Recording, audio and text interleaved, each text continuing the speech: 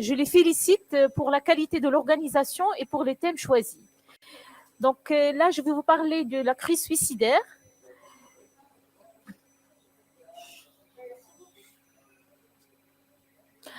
Alors, comme vous savez, le suicide, ça représente un problème de santé publique. Et le suicide, c'est une cause de mort qui est évitable. Donc, la prévention joue un rôle très important. Et là, je pense que le médecin généraliste joue un rôle très important dans la prévention contre le suicide. Et c'est pour cette raison, je remercie Dr Navi de m'avoir proposé ce sujet. Alors là, c'est une étude réalisée par l'Organisation mondiale de la santé en 2016 qui a montré que plus de 800 000 décès sont attribuables au suicide chaque année dans le monde. Merci. Une personne met fin à ses jours toutes les 40 secondes, donc c'est énorme. Et le taux mondial se situe à 11,4 suicides pour 100 000 personnes. Dans la même étude, elle a trouvé que le taux de suicide est plus élevé dans les pays riches, alors qu'il est plus faible dans les pays intermédiaires et à revenus faibles. L'Asie du Sud-Est est la région la plus durement touchée par le suicide. Les hommes sont 2 fois plus touchés que les femmes. On sait que les tentatives de suicide sont plus fréquentes chez les femmes et le suicide est plus fréquent chez les hommes. Et le suicide représente 50% des morts violentes. On sait que chez l'homme, les morts violentes aussi par les accidents de la voie publique. Et chez la femme, le suicide représente 71% des morts violentes. Les méthodes les plus utilisées, c'est la pendaison, l'auto-empoisonnement par les pesticides et les armes à feu. Ça, c'est le rapport de l'Organisation mondiale de la santé. Donc, vous voyez ici, c'est une figure qui montre la répartition du suicide dans le monde. Les... un pointeur. Je cherche un pointeur. Ah, pardon. Je n'arrive pas à trouver le pointeur. C'est ça? Oui, voilà. Donc, vous voyez ici, la couleur foncée, bordeaux, c'est le taux le plus élevé de suicide, qui est supérieur à 15, voilà, qui est égal à 15, pardon. La couleur qui vient après, c'est l'orange, c'est entre 10 et 15. Et la couleur claire un peu, c'est la couleur jaune qui est entre 5 et 9. La couleur plus claire, c'est inférieur à 5. Et là, par rapport au Maroc, donc le Maroc, 1014 personnes se sont donné la mort en 2016, soit 2,9 pour 100 000 habitants. Et le pays où il y a moins de suicides, moins de taux de suicide, c'est l'Arabie Saoudite. Et là, chez nous, c'est-à-dire au Maroc, ce qui sort de l'ordinaire, c'est que les femmes font plus de suicides que les hommes, par rapport ainsi que la Chine, c'est la même chose. Donc, ces femmes font plus de suicides que les hommes, par rapport à ce rapport, cette étude réalisée en 2016.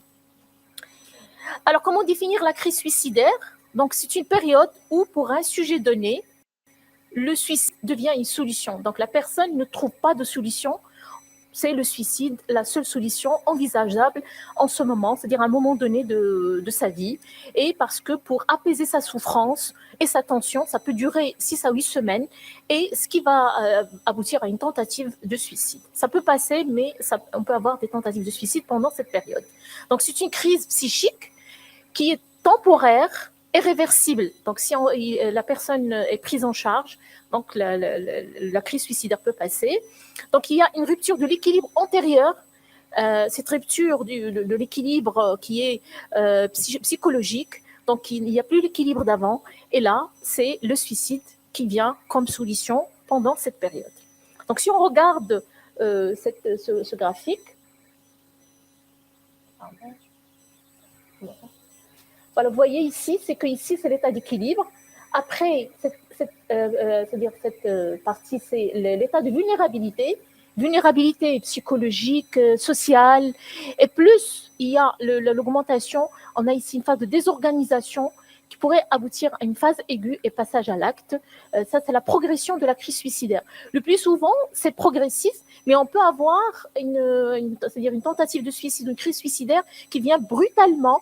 Et surtout dans le cas des patients qui sont impulsifs, on peut avoir une crise, c'est-à-dire la durée est courte. Donc cette période peut durer longtemps comme elle peut durer une courte durée et on peut avoir un passage à l'acte rapide. Pardon.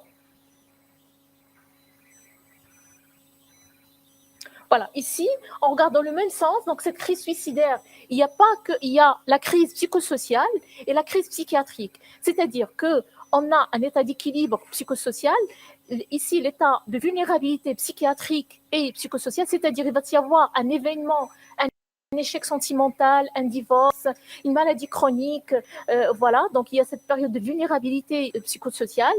Et la période de vulnérabilité psychiatrique, par exemple, une dépression, un état psychotique, et là, les choses s'aggravent et on est ici dans la période de crise qui pourrait aboutir, le patient peut faire une tentative de suicide durant cette période. On a ici c'est-à-dire le modèle de la crise suicidaire. On a au début, c'est-à-dire il y a une personne qui a un problème, elle va trouver des solutions et elle va arriver à s'en sortir devant un problème X ou devant une situation de tension, une souffrance. Elle va s'en sortir. Là, on a le suicide qui vient comme solution. Donc, il n'est pas fréquent, mais il est là. Après, le suicide va grandir avec une petite solution qui est à côté. Mais plus les choses évoluent, plus le suicide représente une grande partie, c'est-à-dire parmi les solutions, c'est la seule solution envisageable. Et là, c'est bien sûr la cristallisation, c'est-à-dire le patient, je pense qu'à se suicider avec l'élaboration d'un plan suicidaire. Il achète la corde, il prend les médicaments et il va passer à l'acte. Donc, vous voyez, c'est une crise qui peut durer longtemps, comme elle peut durer rapidement et passer rapidement à la tentative de suicide. Alors, les enjeux pour les soignants, donc c'est pour cette raison l'intérêt de cette présentation pour les médecins généralistes et pour les autres spécialistes en dehors des psychiatres. Donc c'est une étude qui a été réalisée, a montré que 80% des suicidés voient un médecin généraliste avant leur geste. Donc ça montre l'importance du médecin généraliste à détecter et à connaître les messages et c'est-à-dire savoir que ce patient, peut-être, il y a un risque suicidaire. Et 31% un professionnel de santé mentale, dont le mois précédent, c'est-à-dire il voit un psychiatre. Les idées suicidaires sont rarement le premier motif de consultation. Donc, le patient ne vient pas vous dire « j'ai des idées suicidaires ». Parfois, soit par des plaintes somatiques, soit par c'est-à-dire des phrases. Voilà. Donc là, le plus souvent, c'est pas toujours facile si on ne pose pas la question. Il faut toujours poser la question, surtout pour un patient, par exemple, dépressif. Il a des idées dépressives, des symptômes dépressifs. Donc, il ne faut pas hésiter à poser la question « est-ce que vous avez des idées suicidaires ?» On va voir comment. Donc, la crise suicidaire devrait être suspectée et explorée chez tout patient présentant une pathologie psychiatrique. Vous avez devant vous un patient qui vient pour dépression ou il est psychotique. Il vient vous voir pour un problème parce qu'il a le droit de faire un problème organique. Donc, il ne faut pas hésiter d'évaluer le côté suicidologique. Alors, la communication, comment on peut communiquer avec les patients qui ont un risque suicidaire, il faut savoir décrypter les messages que le patient nous fait passer. Il y a parfois des communications, dire le message est clair, je désire mourir, donc c'est clair. Ou bien, c'est la seule solution pour moi, c'est d'en finir. Donc ça, c'est des messages clairs. Parfois, c'est des messages indirects il va rédiger son testament, il va donner ses affaires. Alors, il va donner des affaires chères et qu'il vient d'acheter et des affaires qu'il aime bien à quelqu'un d'autre. Après, c'est l'intention de commettre un suicide. Je vais me tuer. Donc, il parle dans le futur. Parfois, il va parler du fait que c'est un soulagement de la famille. C'est-à-dire, si je meurs, ma famille va être soulagée. Je représente un fardeau pour ma famille. Parfois aussi, incapable de continuer. Je ne peux plus continuer. Je souffre trop de telle façon que je ne peux plus continuer. La solution, c'est le suicide. Alors là, cette sombre prédiction, c'est que je ne vais pas être avec vous la fête prochaine. Par exemple, Eid Kibir, Maradi Shmkoun Ma'akoum, par exemple. Voilà. Parfois, c'est parler des méthodes de suicide. Peut-être si je me jette sous les rails d'un train, est-ce que ça va être terrible? Est-ce que je vais mourir? Voilà. Si je me pends, est-ce que je vais souffrir? Donc voilà, parfois des questions, c'est-à-dire par rapport aux moyens. Alors, qu'est-ce qu'il faut faire? Donc, il faut évaluer bien sûr le risque et la gravité. Donc, la crise suicidaire, c'est qu'il y a au niveau émotionnel, soit que le patient est vraiment coupé côté émotionnel. Vous voyez qu'il n'y a rien. Il ne va pas vous dire « je suis triste, je veux mourir, je souffre », mais il n'y a pas d'échange émotionnel. Ça, c'est grave. Ou bien, il est submergé d'émotions, il pleure, je suis triste, rien. C'est-à-dire, il va exprimer sa souffrance et son vécu. Côté cognitif, c'est-à-dire côté pensée, on peut trouver une rigidité, c'est que le patient ne voit pas de solution. Il peut dire, c'est le suicide, je vais me suicider, je ne peux pas résoudre mon problème, c'est le suicide qui va m'apaiser. Côté comportement, soit qu'il va être inhibé, isolé. Ça, c'est un symptôme qu'il faut toujours. Quelqu'un qui était sociable et commence à être isolé, se replie sur lui-même. Donc, il faut toujours chercher est-ce qu'il y a dépression, est-ce qu'il y a des idées suicidaires, ou bien le contraire, il est agité, agressif envers tout le monde. Parfois aussi, si vous avez devant vous un patient agressif, il ne faut pas agir par une contre-agressivité. Peut-être qu'il est en train de souffrir et peut-être qu'il faut comprendre ce message, c'est-à-dire rester avec lui dans le bureau, qu'est-ce qui se passe, voilà, et voir, peut-être il va être plus calme, il va élaborer, il va vous dire de quoi il souffre. Donc l'évaluation clinique, donc c'est bien sûr chercher les antécédents personnels, familiaux, médico-psychiatriques, et surtout les antécédents de suicide dans la famille. Donc, c'est un facteur de risque, le fait qu'il y a quelqu'un qui s'est suicidé dans la famille. Surtout, par exemple, un papa, pour un adolescent, vous voyez qu'il est déprimé, son papa est déjà décédé par suicide, et il faut se méfier dans ces cas-là. Ou lui, il a déjà fait des tentatives de suicide, c'est un facteur de risque. Présente d'une maladie organique, psychiatrique, un divorce, un problème de chômage, problème social, ou bien un facteur déclenchant, un traumatisme, un viol par exemple, une jeune fille était violée, un accident de la voie publique avec des séquelles. Donc tout ça, ce sont des facteurs de risque. Un échec sentimental, par exemple chez les adolescentes. J'ai vu pas mal de patientes qui étaient hospitalisées au service de réanimation suite à un échec sentimental. Elle a fait une tentative de suicide. Parfois, c'est par exemple check-out. Il y a pas mal de jeunes filles qui ont utilisé et qui est vraiment létale. Donc, il y a aussi la consommation de substances. L'alcool, par exemple. L'alcool, elle a un effet désinhibiteur et il peut favoriser le passage à l'acte rapide. Donc là, c'est pour quelqu'un dont le comportement de consommation d'alcool a changé, ça pourrait être un équivalent suicidaire. Et bien sûr, il faut décrire la tentative de suicide, le moyen, la gravité et les séquelles. Et on va après aborder l'intentionnalité suicidaire.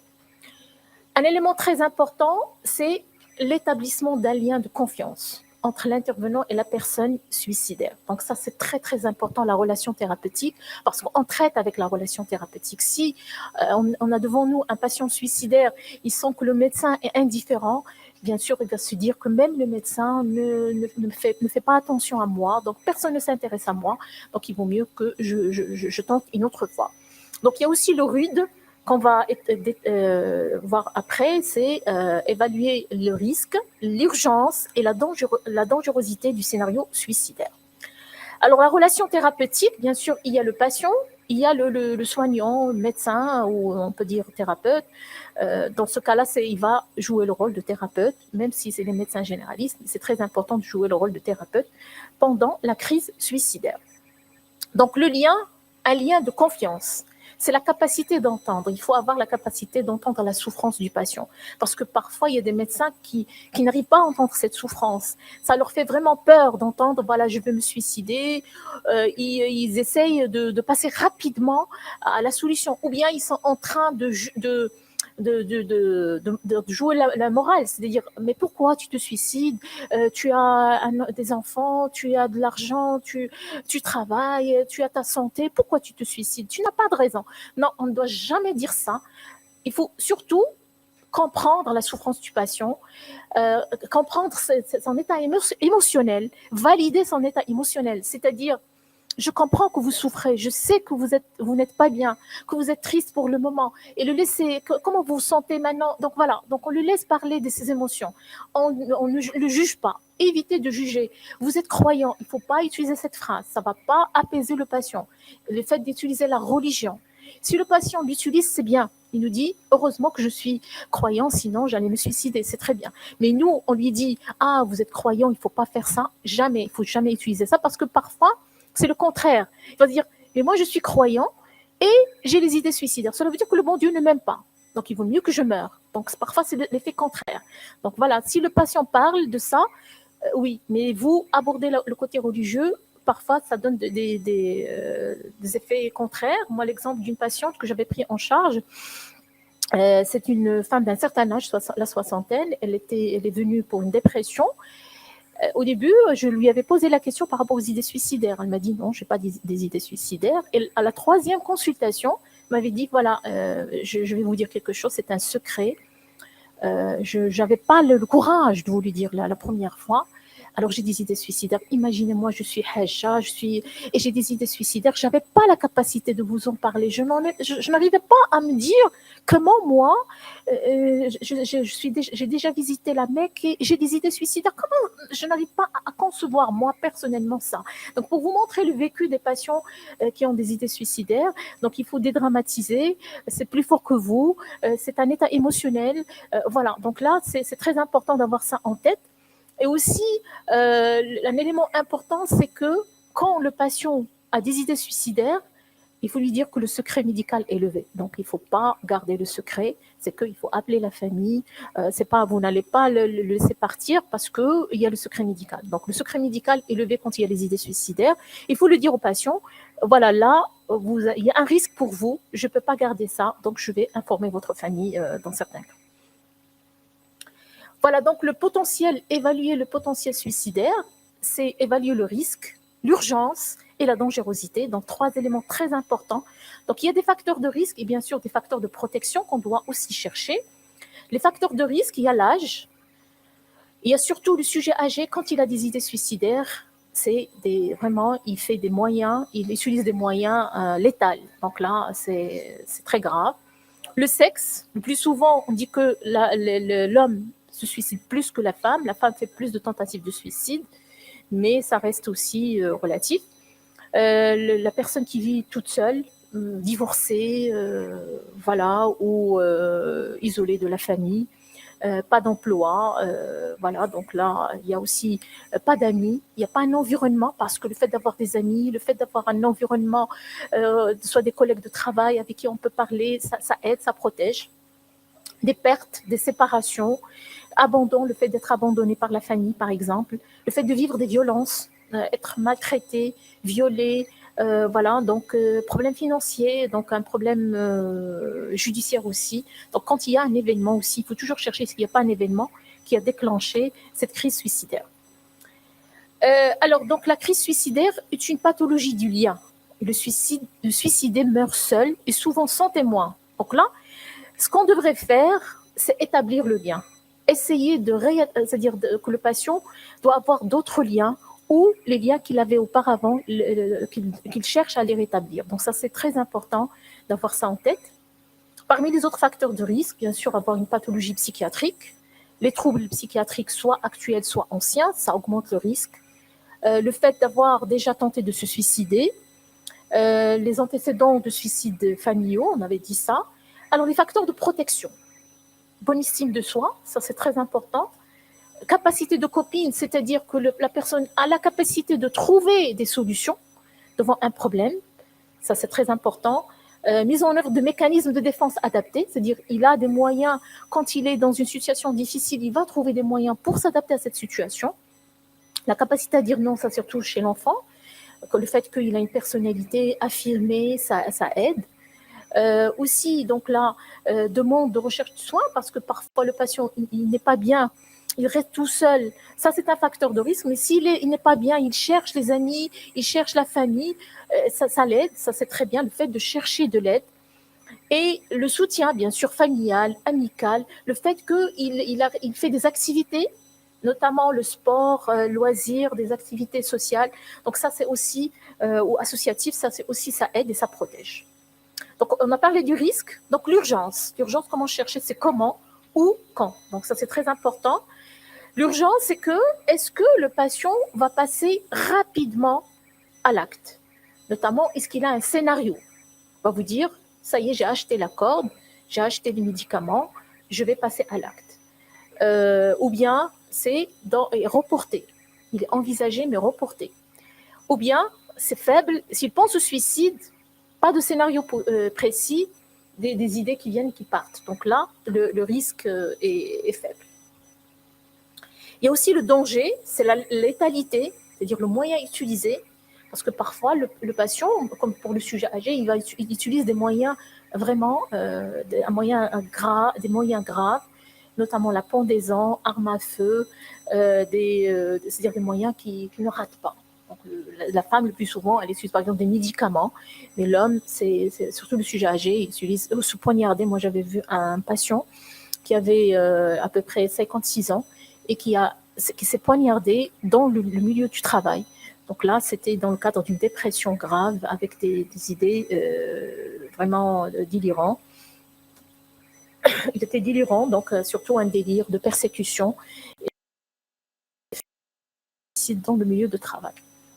Il y a aussi des inventaires des raisons de vivre, raisons positives de vivre. C'est que la responsabilité envers la famille, une maman qui va dire j'ai mes enfants, je ne vais pas me suicider parce que j'aime bien mes enfants, je ne veux pas les laisser, j'ai ma maman qui a besoin de moi. Voilà, il y a des raisons aussi négatives liées au suicide. La crainte du suicide, je vais souffrir, je ne sais pas comment je vais être quand je vais être pendue, je ne sais pas comment je vais être.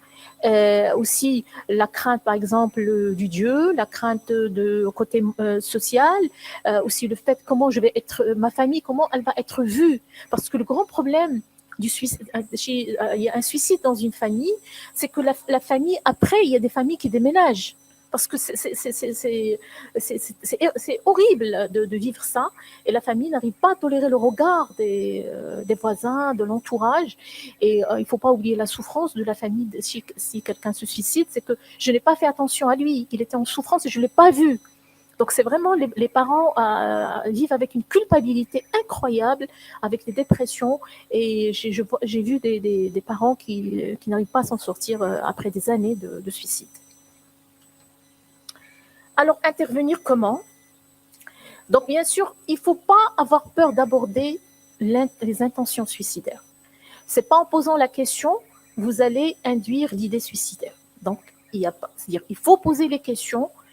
Voilà. Est-ce que vous souffrez au point de vouloir vous suicider? Bien sûr, ce n'est pas pour n'importe quel patient. Vous avez un patient qui a une dépression. Il vous dit, je suis pas bien, je suis triste. Comment vous voyez la vie? Je vois tout en noir. Est-ce qu'il vous arrive de penser au suicide? Donc, il faut aller doucement, ou bien à la fin de l'entretien, c'est pas au début, mais il faut poser ces questions. Il faut pas avoir peur de les poser parce qu'il y a pas mal de médecins, par exemple, avec les étudiants en médecine, quand on leur pose la question, ils disent non, je ne peux pas lui poser la question parce que si je lui pose la question, je vais lui suggérer. Il va faire la tentative de suicide. Il n'y a pas de relation. S'il pense au suicide, il pense au suicide. Ce n'est pas en posant la question qu'il va faire la tentative de suicide.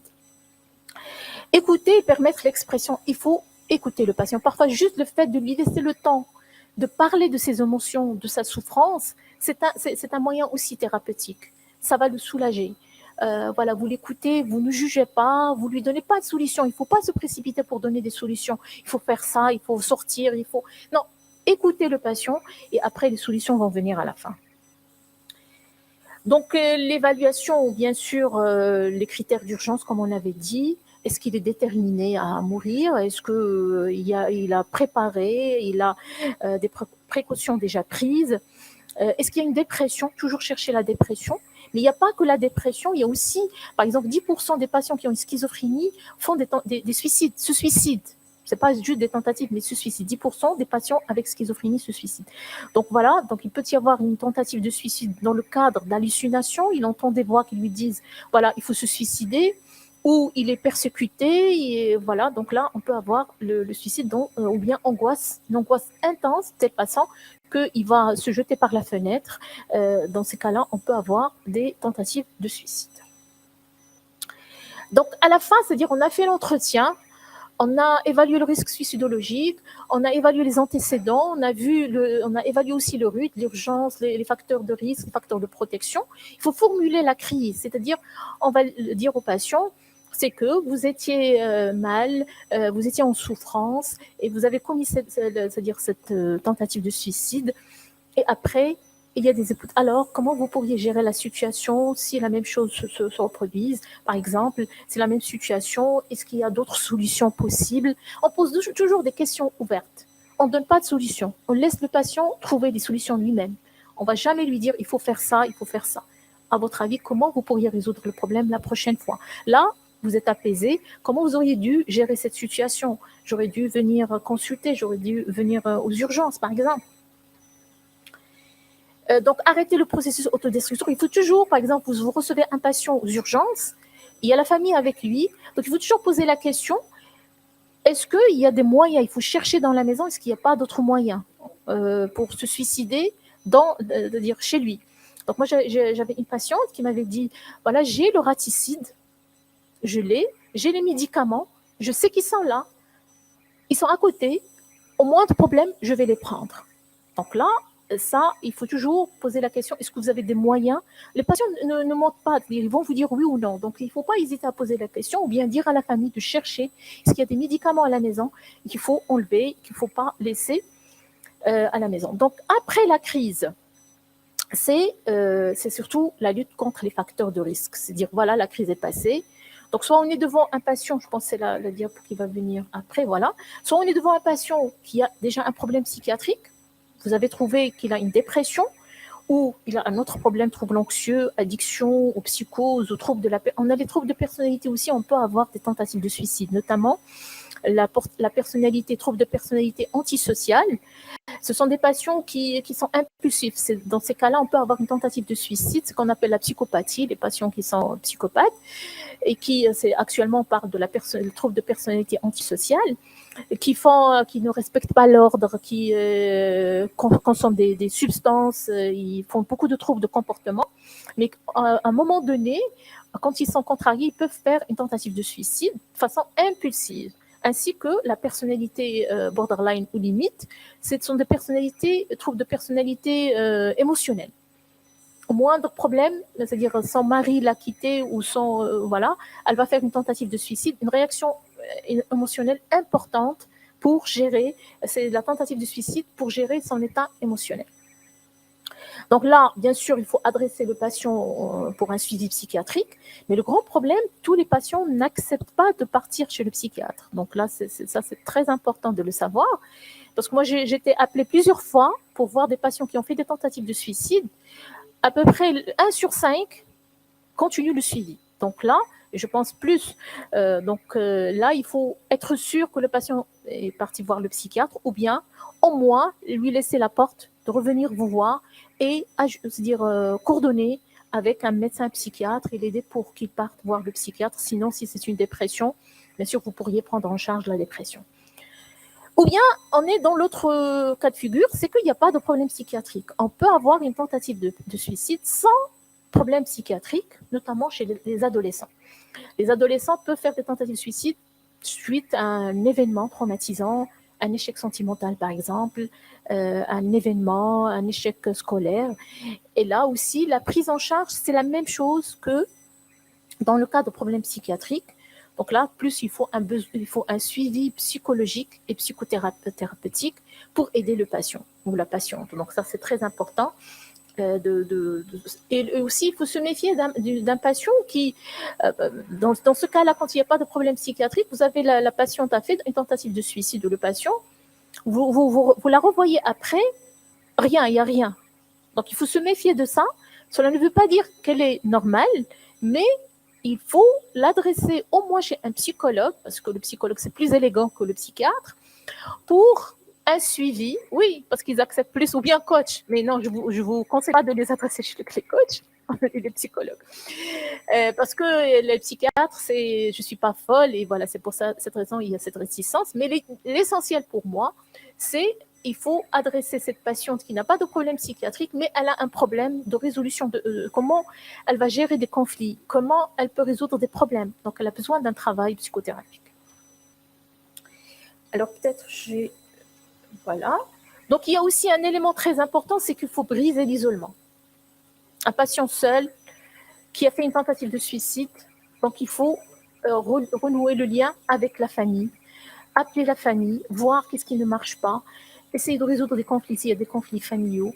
Donc, et montrer, parce que le fait d'appeler la famille, parfois le patient va voir qu'il compte pour sa famille, qu'ils sont là pour lui, qu'ils vont se demander qu'est-ce qui se passe, on peut améliorer les relations et tout ça.